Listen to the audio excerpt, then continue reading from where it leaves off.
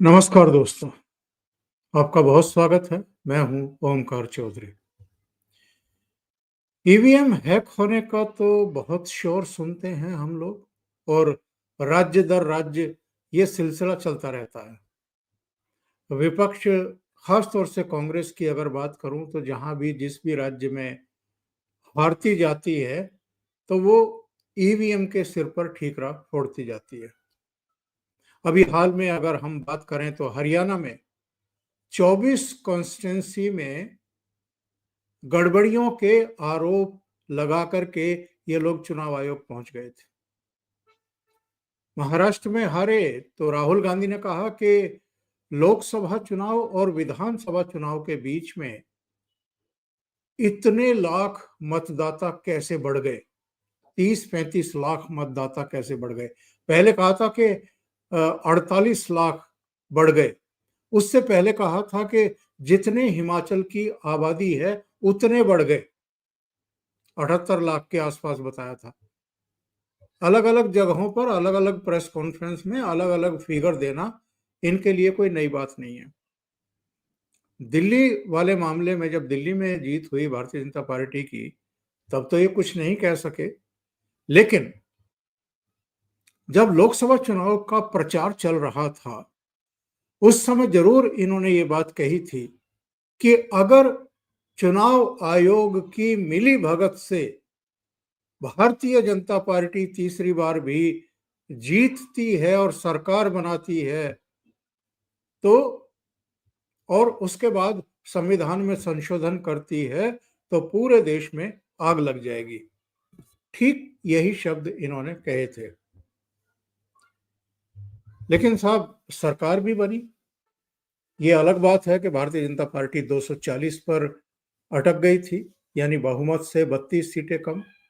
लेकिन एनडीए की चूंकि 293 सीटें आई थी, इसलिए तीसरी बार प्रधानमंत्री बन गए नरेंद्र मोदी। और कारवां गुजर गया, गुबार देखते रह गए राहुल गांधी और उनके सारे लग्गे भग्गे जितने भी थे। अब इन्होंने कहा था कि अगर संविधान में संशोधन किया गया तो देश बर्दाश्त नहीं करेगा, पूरे देश में आग लग जाएगी। संविधान संशोधन भी हो गया और ये कोई मामूली संविधान संशोधन नहीं था।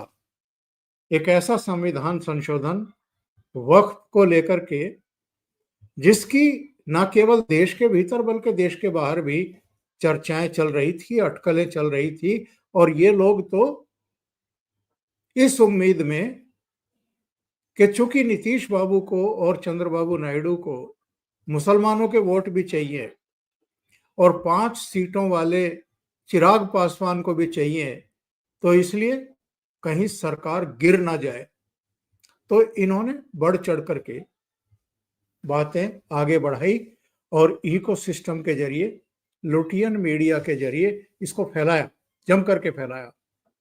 लेकिन संविधान संशोधन भी हो गया, दोनों सदनों से पास हो गया, अब तो राष्ट्रपति भवन पहुंच चुका है। ना तो तीसरी बार नरेंद्र मोदी के प्रधानमंत्री बनने पर देश में आग लगी, ना लगवा पाए, और ना संविधान संशोधन करने पर कहीं कोई चिड़िया जो है वो आहत हुई, कहीं कुछ नहीं हुआ। मैं 2-3 बातें बता करके ये सिद्ध करना चाहता हूं कि कांग्रेस हारती क्यों जा रही है और भारतीय जनता पार्टी जीतती क्यों जा रही है। हर मोर्चे पर भारतीय जनता पार्टी को कामयाबी मिल रही है, जन समर्थन तो है ही, जन सहयोग तो है ही, लेकिन जो रणनीतिकार हैं और जो इस समय भारतीय जनता पार्टी का नेतृत्व कर रहे हैं, वो लगातार ये साबित कर रहे हैं, सिद्ध कर रहे हैं कि उनकी जो परिश्रम की पराकाष्ठा है, उनका जो अनुशासन है, उनका जो समर्पण है और जो दिन रात जुटे रहने का एक संकल्प है, वो उनको कामयाबी दर कामयाबी दिला रहा है। और जो कांग्रेस का कांग्रेस की लीडरशिप का रवैया है, यानी नेगेटिविटी में जीना, दूसरे की शर्ट जो है वो दागदार है ये साबित करने में ही लगे रहना, और सकारात्मक उनको कुछ भी दिखाई नहीं देना। और यही नहीं, जो इनके दायित्व हैं उन दायित्वों की पूर्ति भी ना करना। इसके चलते, और संवाद की कमी, समन्वय की कमी, दृष्टि की कमी, राष्ट्र के प्रति जो एक समर्पण दिखना चाहिए उसकी कमी, वो सारे कारण अलग हैं और साथ में हैं। अभी अगर हम वक्फ संशोधन विधेयक की बात करें, जो अब कानून बन रहा है, बन गया है, राष्ट्रपति की बस मोहर लगनी है, तो इस दौरान 2 दिन चर्चा हुई। 2 अप्रैल को लोकसभा में और 3 अप्रैल को राज्यसभा में। 2 अप्रैल को पूरे दिन अगर कोई सदन में मौजूद रहा तो उसका नाम था अमित शाह, गृह मंत्री अमित शाह। हालांकि उनके गृह विभाग से रिलेटेड मामला नहीं था, ये अल्पसंख्यक मंत्रालय के अधीन आता है, वक्फ वगैरह जितने भी हैं ये। और किरण रिजिजू उसके मंत्री हैं, ये हम और आप सब जानते हैं। उन्होंने ही विधेयक को पेश किया, उन्होंने ही चर्चा का जवाब दिया। देर रात तारीख बदल गई थी जब जवाब दिया और उस पर मतदान हुआ, तारीख बदल चुकी थी। यानी 3 तारीख की आधी रात के बाद जाकर के लोकसभा में मतदान हुआ और अगले दिन यही राज्यसभा में हुआ। 3 तारीख को वहां भी पेश किया गया 1 बजे, और तारीख बदल गई थी, रात को 2-2:30 बजे जाकर के मतदान हुआ। और दोनों ही सदनों में एक और बिजनेस था, मणिपुर में राष्ट्रपति शासन की पुष्टि कराने का, उस पर भी बहस हुई और उसका भी जवाब गृह मंत्री अमित शाह ने दिया। तो लोकसभा 3 तारीख की सुबह 3:41 तक चली और राज्यसभा 4 अप्रैल की सुबह 4:02 तक चली। यानी इतनी लंबी चर्चा और अमित शाह का सदन में बैठे रहना और बीच बीच में हस्तक्षेप करना। किसी ने अगर अटैक करने की कोशिश की तो किरण रिजिजू जी की ढाल बन करके खड़े हो जाना और उसको तर्क संगत जवाब देना, ये क्या शो करता है। और मैं केवल ये 2 दिन की बात नहीं कर रहा हूं कि 2 अप्रैल और 3 अप्रैल को ही अमित शाह जम करके लोकसभा में और राज्यसभा में बैठे थे। आप अंदाजा लगाइए कि 240 सीटों वाली भारतीय जनता पार्टी को ये बिल लोकसभा में पास करवाना था, उसकी मंजूरी दिलवानी थी। और इसके लिए वो लोकसभा में बिल पेश करने के 4 दिन पहले पटना में थे, बिहार में थे। कुछ कार्यक्रमों में हिस्सा लिया और फिर नीतीश कुमार के साथ बैठ करके चर्चा की। यानी ठोक बजा करके नीतीश कुमार को तैयार कर लिया कि आप इधर उधर नहीं देखेंगे। जब मैं इधर उधर की बात कर रहा हूं तो इस बात की चर्चा कर रहा हूं कि जो मीडिया में बयानबाजी होती है, चर्चाएं होती हैं, प्राइम टाइम में तमाम तरह के कार्यक्रम डिजाइन किए जाते हैं ताकि जिनको तोड़ा जा सके मानसिक रूप से, उन पर एक प्रभाव डाला जा सके, उनको डिगाया जा सके, उनका विश्वास तोड़ा जा सके, तो वो सब चीजें होंगी। और चंद्रबाबू नायडू की तरफ से तो पहले ही बयान आ गया था कि हम साथ हैं। चंद्रबाबू नायडू की तरफ से बयान इसलिए भी आया क्योंकि वहां उनकी सरकार में इस समय बेहद मजबूत एक पिलर है, पवन कल्याण नाम का, जो चंद्रबाबू नायडू को साधने में महत्वपूर्ण कड़ी साबित हो रहा है भारतीय जनता पार्टी और टीडीपी के बीच में। तो आप ये देखिए,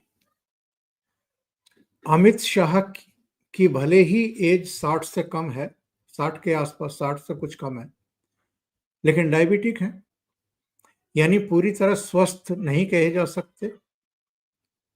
लेकिन 48 घंटे तक दिन रात जागना, लोकसभा के लिए रणनीति तैयार करना, किसको किस मुद्दे पर बोलना है, किन पॉइंट्स पर बोलना है, ये तय करना, यानी वक्ता तय करना। इसके बाद फिर अगले दिन की राज्यसभा की पूरी रणनीति तैयार करना, कौन क्या बोलेगा ये तय करना, उनको तथ्य देना, दिलवाना संबंधित मंत्रालयों से और जो भी सोर्सेज होते हैं उनसे, और खुद जम करके बैठना। और अमित शाह केवल ये 48 घंटे नहीं, उससे पहले भी तैयारियां कर रहे थे। और उनका बैठना इसलिए भी जरूरी हो गया था क्योंकि प्रधानमंत्री नरेंद्र मोदी को 2 देशों की यात्रा पर निकलना था, और ये दोनों देशों की यात्रा उनकी बेहद महत्वपूर्ण थी, प्रतिष्ठापूर्ण थी। वो थाईलैंड रवाना होने वाले थे, जहां बिम्स्टेक की समिट हो रही थी, और उसके तुरंत बाद उनको श्रीलंका जाना था। आज श्रीलंका से हमने दृश्य देखे हैं, 21 तोपों की सलामी दी गई है भारत के प्रधानमंत्री नरेंद्र मोदी को।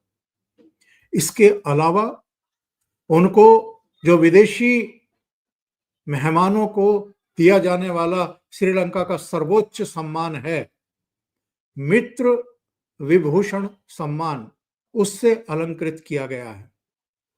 और जिस तरह सड़कों पर उनका काफिला चल रहा था, वो हमारे यहाँ जो राष्ट्रपति के साथ घुड़सवार चलते हैं, उस अंदाज में उनका सम्मान और स्वागत और सत्कार श्रीलंका में हुआ है। तो मैंने तो एक ट्वीट किया था कि 21 तोपों की सलामी वहां दी जा रही है और यहां बहुतों की नींद उड़ी हुई होगी। इसी तरह थाईलैंड में भी उनको जबरदस्त सम्मान मिला है और तरजीह मिली है।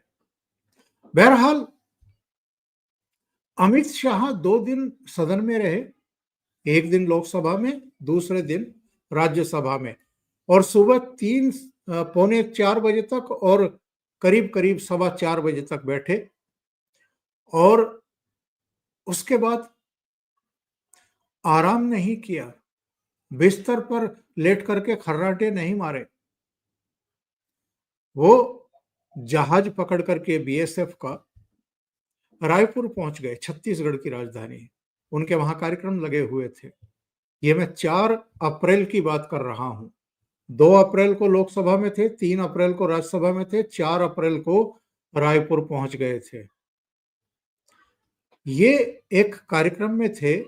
पिछले हफ्ते नाविका कुमार एक इंटरव्यू कर रही थी और उन्होंने राहुल गांधी के इन आरोपों पर सवाल दाग दिया कि साहब ईवीएम हैक होती है, ऐसा राहुल गांधी बार बार कहते हैं। तो उन्होंने कहा कि मैं आपको फार्मूला बता देता हूं, ईवीएम कैसे हैक होती है इसका फार्मूला बता देता हूं। और फार्मूला ये है कि सुबह 6 बजे से लेकर के रात को 1 बजे तक अपने लिए नहीं, देश के लिए काम करना शुरू कर दीजिए, सोचना शुरू कर दीजिए। ईवीएम से आपके पक्ष में भी वोट निकलने शुरू हो जाएंगे, जीत निकलनी शुरू हो जाएगी। और ये केवल अमित शाह ने कहा नहीं, ये करके दिखाया। और मैंने ये सारा जो बताया है आपको अमित शाह का, ये किस लिए बताया है? 2004 से Rahul Gandhi member of parliament हैं। 2004 से पहली बार अमेठी से चुने गए थे। आपने कभी भी सीरियसली ये जो इवेंट करते हैं ना, ये कभी भारत जोड़ो तोड़ो, कभी कोई दूसरे, कभी कोई तीसरे, कभी कोई चौथे, और ये जो बार बार लॉन्चिंग होती रहती है, मैं उनकी बात नहीं कर रहा हूं। मैं राहुल गांधी की सीरियसनेस को लेकर के बात कर रहा हूं। कई बार ऐसा हुआ है, जब किसी राज्य में चुनाव होने वाला था, 1.5-2 महीना रह गया था, और ये विदेश यात्रा पर चले गए। अचानक अंतर ध्यान हो जाते हैं। कई बार पार्लियामेंट का सेशन सामने था और पार्टी की तैयारी करने के बजाय, रणनीति तैयारी करने के बजाय ये विदेश रवाना हो गए और कभी 20 दिन, कभी 15 दिन, कभी 21 दिन, कभी 1.5 महीने तक भी ये विदेशों में रहे हैं। यानी राहुल गांधी जो है वो मस्तियां करने के लिए जाने जाते हैं, छुट्टियां करने के लिए जाने जाते हैं और नेगेटिविटी और धमकियां देने के लिए भी जाने जाते हैं। ये लंदन जाते हैं तो भारत के लोकतंत्र पर प्रहार करते हैं। न्यायपालिका तटस्थ और स्वतंत्र नहीं है, मीडिया भी स्वतंत्र नहीं है, डर करके काम कर रहा है, पार्लियामेंट में हमें बोलने नहीं दिया जाता है, इस तरह के एलिगेशन लगाते हैं। जैसे भारत में लोकतंत्र जो है वो नहीं है और हिटलर शाही है, ऐसा एक माहौल विदेशों में जाकर के बनाने की कोशिश करते हैं। कभी कहते हैं कि संविधान में संशोधन किया गया तो देश में आग लग जाएगी। कभी कहते हैं कि पूरे देश में केरोसिन छिड़का हुआ है, बस दिया सलाई लगाने की जरूरत है। कभी धमकी देते हैं कि संविधान बदला तो ये हो जाएगा। भूल जाते हैं कि करीब 55 से 58 साल तक इनकी अपनी पार्टी की या सहयोगियों के साथ इनकी सरकारें रही हैं या इनके समर्थन से सरकारें रही हैं। वो संयुक्त मोर्चा की सरकार जिसमें आई के गुजराल, पहले एच.डी. देवगौड़ा, ये सब थे। 70 से ज्यादा तो संविधान संशोधन नेहरू, इंदिरा गांधी और इनके पापा राजीव गांधी ने ही किए हैं। तो वो संविधान संशोधन कर सकते थे। नरेंद्र मोदी की सरकार संविधान संशोधन करेगी तो देश में आग लग जाएगी। तो ये जो धमकियां देते थे और जो प्रधानमंत्री नरेंद्र मोदी के बारे में 2024 के नतीजे आने के बाद इनके बयान याद करिए क्या थे। इन्होंने कहा था कि इनके कंधे लटक गए हैं, ये मतदाताओं का भरोसा खो चुके हैं, ये अल्पमत सरकार है, इनका मनोबल टूट चुका है। इन्होंने ये भी कहा था कि हमने नरेंद्र मोदी की छवि को फाड़ दिया है। इस तरह की बातें राहुल गांधी ने की थी। ये जो वक्फ संशोधन बिल पास किया है नरेंद्र मोदी की सरकार ने, ये एक मुश्त इनको जवाब है। नंबर 2, लोकसभा चुनाव में ये संविधान बदल देंगे, आरक्षण छीन लेंगे, खटाखट 8,500 रुपए महीना, वो सब जो प्रलोभन दिए गए थे और दहशत पैदा करने की कोशिश की गई थी, उसमें कई राज्यों में सफल हो गए थे ये। पश्चिम बंगाल में भी, उत्तर प्रदेश में भी, हरियाणा में भी, राजस्थान में भी, महाराष्ट्र में भी। इसीलिए भारतीय जनता पार्टी की सीटें घट गई थी। तो ये जो हिंदुओं को जातियों में विभक्त करने का इन्होंने एक कारनामा कर दिया था लोकसभा चुनाव में, अब वक्फ संशोधन बिल ला करके नरेंद्र मोदी और अमित शाह ने राहुल गांधी, अखिलेश यादव जैसों को रिटर्न गिफ्ट दिया, क्योंकि इस कानून के पास होने पर जो पसमानदा मुसलमान हैं वो खुशी मना रहे हैं कि ये बेहतरी के लिए हुआ है, और जो अशराफ हैं, अमीर हैं, वो छाती पीट रहे हैं, क्योंकि उनके हाथों से अब वो सारी अवैध जमीन निकल जाएगी जो रजिस्टर्ड नहीं है, जिसके दस्तावेज उनके पास नहीं है। जो जिनके दस्तावेज हैं वो बच जाएगी, बाकी सारी जमीन इनके हाथों से निकल जाएगी। ये जितने पार्लियामेंट में भाषण देते हैं, पब्लिक को कन्विंस नहीं कर पाते, अपने पार्टी के नेताओं को ही कन्विंस नहीं कर पाते हैं। जबकि जो भारतीय जनता पार्टी की लीडरशिप है, उनके जो वक्ता हैं, उनके जो सांसद हैं, जो तथ्य रखते हैं वो अकाट्य होते हैं, इसलिए वो जीत रहे हैं। और इसलिए कांग्रेस हारती जा रही है। और जो मैंने बात कही है कि ईवीएम को कैसे हैक किया जाता है, ये भारतीय जनता पार्टी की लीडरशिप जो कठिन परिश्रम करती है, जो समर्पण का भाव दिखाती है, और अगर अमित शाह प्रधानमंत्री नरेंद्र मोदी की गैर मौजूदगी में 48 घंटे दिन रात जाग करके संशोधन वक्फ संशोधन बिल को पारित कराना सुनिश्चित करते हैं, तो ये बताता है कि ये कितना डेडिकेशन के साथ काम करते हैं और अनुशासन के साथ काम करते हैं। एक बात का और उल्लेख करके मैं अपनी बात खत्म करूंगा। राहुल गांधी नेता प्रतिपक्ष हैं। कायदे से उनको पूरे समय सदन में रहना चाहिए था, लोकसभा में रहना चाहिए था। बोलें या नहीं बोलें, ये उनका फैसला। उनकी पार्टी की तरफ से कौन बोलेगा, ये वो फैसला करें। लेकिन क्या नेता प्रतिपक्ष के हैसियत से उनको सदन में नहीं रहना चाहिए था? 2 बार आए केवल शक्ल दिखाने के लिए, और देर रात आए केवल वोटिंग में भाग लेने के लिए। उनसे ज्यादा डेडिकेशन तो उनकी मम्मी ने दिखाया राज्यसभा में। वो सदन में बैठी रही, वोटिंग के बाद गई, बल्कि जब मणिपुर पर चर्चा शुरू हो गई थी उसमें भी बैठी रही करीब 10-15 मिनट, उसके बाद गई। तो राहुल गांधी क्या संदेश दे रहे हैं कि मैं नॉन सीरियस आदमी हूं, मैं नेता प्रतिपक्ष के काबिल भी नहीं हूं? यही दे रहे हैं संदेश। और अपनी पार्टी के कार्यकर्ताओं का, अपने सांसदों का और नेताओं का क्या मनोबल बढ़ाएंगे जब आप चर्चा से भागते हैं, और अगर बिजनेस लंबा खिंच रहा है, देर रात तक चर्चा चल रही है, तो आप सदन छोड़ करके भाग जाते हैं। जगदीप धनखड़ जो उपराष्ट्रपति भी हैं और राज्यसभा के सभापति भी हैं, उनकी उम्र है 74 साल। 74 साल की उम्र में वो सुबह 4:02 तक राज्यसभा में थे, सीट पर थे, और पहले जो कार्रवाई हुई वक्फ संशोधन बिल को पास कराने की, वो पूरी कराई। उसके बाद जब अमित शाह मणिपुर में राष्ट्रपति शासन की पुष्टि वाला प्रस्ताव ले आए, तो जब तक उसकी पूरी बहस नहीं हो गई, अमित शाह का जवाब नहीं आ गया, तब तक वो वहीं बैठे हुए थे।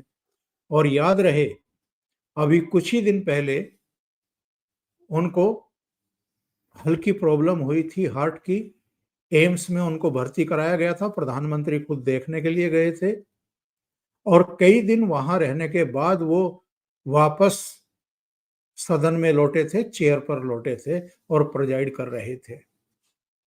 74 साल के उपराष्ट्रपति, सभापति, वो सुबह 4:02 तक रह सकते हैं, जग सकते हैं, और फिर सुबह 11 बजे फिर से वो सदन पहुंच गए जब 4 अप्रैल को सदन की कार्रवाई शुरू हुई। लेकिन राहुल गांधी नहीं रह सकते हैं। ये अंतर है। जिस तरह भारतीय जनता पार्टी की लीडरशिप काम करती है, इस वजह से जनता का उन पर भरोसा बना है। इसलिए ईवीएम से भारतीय जनता पार्टी के लिए वोट निकलते हैं। और चूंकि जो दायित्व इनको सौंपे गए हैं, राहुल गांधी हों या दूसरे लोग हों, ये अगर अपने दायित्वों को ही पूर्ण नहीं कर रहे हैं, उनसे भी भागते रहते हैं, तो फिर ईवीएम से कहां से वोट निकलेंगे इनके पक्ष में। अभी के लिए इतना ही। बहुत बहुत धन्यवाद। अगर आपको ये चैनल और इसके कंटेंट पसंद आ रहे हैं तो लाइक करें, कमेंट करें, वीडियो को शेयर भी करें। अभी तक अगर आपने ये चैनल सब्सक्राइब नहीं किया है तो सब्सक्राइब कर लें। साथ में लगे बेल आइकॉन को दबाना ना भूलें, ताकि आगे आने वाले वीडियो और उनके नोटिफिकेशन आप तक पहुंचते रहें। बहुत बहुत धन्यवाद। नमस्कार।